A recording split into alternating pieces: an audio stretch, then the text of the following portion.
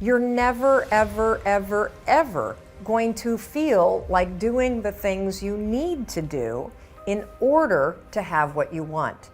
You're always going to need to push yourself. You're always going to need to parent yourself. So what is the net advice on this? What is the bottom line? The bottom line is no one's coming. No one. No one's coming to push you. No one's coming to tell you to turn the TV off. No one's coming to tell you to get out the door and exercise. Nobody's coming to tell you to apply for that job that you've always dreamt about. Nobody's coming to write the business plan for you. It's up to you. And because you're only ever going to do the things that you feel like doing right now or that feel good right now, unless you understand that you've got to parent yourself, you've got to push yourself, you're not going to make your dreams come true. You're just not. We're not wired that way. You weren't born that way, you weren't that way when you were growing up, and you're certainly not that way as an adult. And there's a tremendous amount of liberation that comes when you accept the fact that you're always going to need to give yourself a push.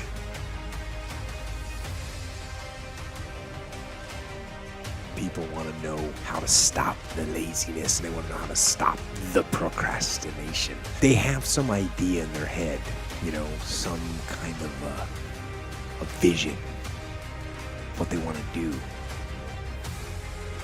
But they don't know where to start. They don't know where to start it, They don't know where to start. And so they say, hey, where do I start? And when's the best time to start? And I have a very simple answer for that. Here and now. That's it. You want to improve? You want to get better? You want to get on a workout program or a clean diet? You want to start a business? You want to write a book or make a movie or build a house or a computer or put together some mobile application? Where do you start? You start right here. And when do you start? You start right now. You initiate the action aggressively. You go. Because the idea isn't going to execute itself. And the book isn't going to write itself. And the weights out in the gym, they're not going to move themselves. You have to do it, and you have to do it now. And that means you got to stop thinking about it and stop dreaming about it and stop researching every aspect of it and reading all about it and debating the pros and cons of it. Just start doing it. Take that first step and make it happen. Get after it. And get after it here and now. I don't quit. I'm resilient. I own the number one skill, the number one talent required to eventually win. I already have. I can't quit. You'd have to kill me to get me out of chasing my dream, right? So number one, I want to point it out as the number one gift. The best ability is availability. Do you have it? Have you decided to have it? Is it something you're going to possess the rest of your life? And those of you that do have it already, I need you to take an inventory, be aware of it, and be intentional with crediting yourself as you're listening to this or watching it today into the bank of your self-confidence, into the bank, into the deposits you make in your identity, because it has everything to do with winning. Every guest you've seen on my show, all the people that I've coached, all have different talents, skills, and abilities. What's the one they all have? The ability to stay present, the ability to stay in the fight, to have not quit. You think, well, that's not a big deal. Really? Because as I've been talking, millions of people made the decision to quit on their dream, just as I've been talking to you.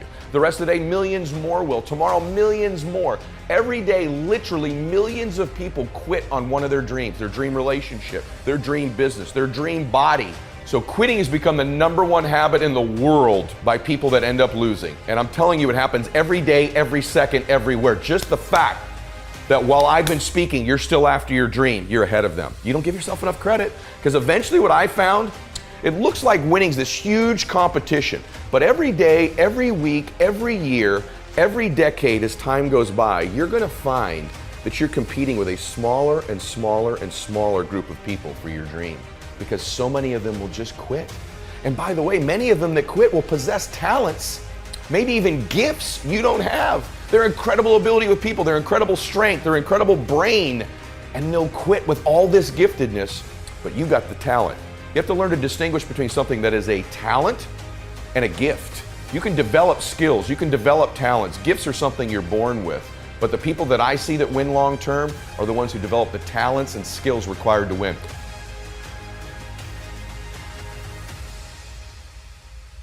You know what I had? I had the ability to keep hitting the piñata in my life, to stick around long enough. And by the way, when you eventually win, it's not just you that gets all the candy, that gets all the victory, that gets all the money.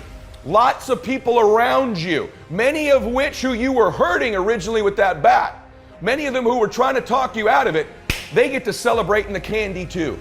My prayer for you is that you begin to think about this analogy. The piñata of your life, the piñata of your business, the piñata of your body. As you're swinging away, I'm here to tell you, even though it doesn't feel like it, you're getting closer to the candy. And if you can add more people to celebrate, it's okay that you feel disoriented. It's okay that it feels blinding and you don't know exactly what direction to go, just like these precious babies with the piñata. It's okay that you miss it once in a while. It's okay that you get tired once in a while. But as long as you keep after it, you keep pounding away that compound effort of your pounding, I can promise you there's candy someday. And everybody around you will jump on it and celebrate. That's my wish for you today as you listen to me. Of all the skills I'm going to teach you, that I've taught you, and if you've not listened to my other shows, I teach about listening, transfer energy, how to close, how to change your identity, how to live blissfully dissatisfied, how to unlock your success code, all of the very detailed things I teach. Today is the most important thing, is that as you learn all these skills, it'll help you with the blindness. Every single skill you learn, you'll see clearer and clearer and clearer. But if you don't develop the talent, the number one skill in the world, which is to keep hitting the piñata and to stick around until the candy comes out, because here's the deal. Someone's gonna get the candy in life. There's always candy in life. That piñata eventually always breaks down. Do you want to be the person who was there in the beginning, hitting as hard as you could and sacrifice it and maybe hurting the people around you and never get the candy? Or are you going to get something for your pain? Are you going to get something for your effort? Are you going to get something for this sacrifice you're making? You got to get something for this pain. You got to stick in the game until the candy comes out, and then we all get to celebrate. Start before you're ready.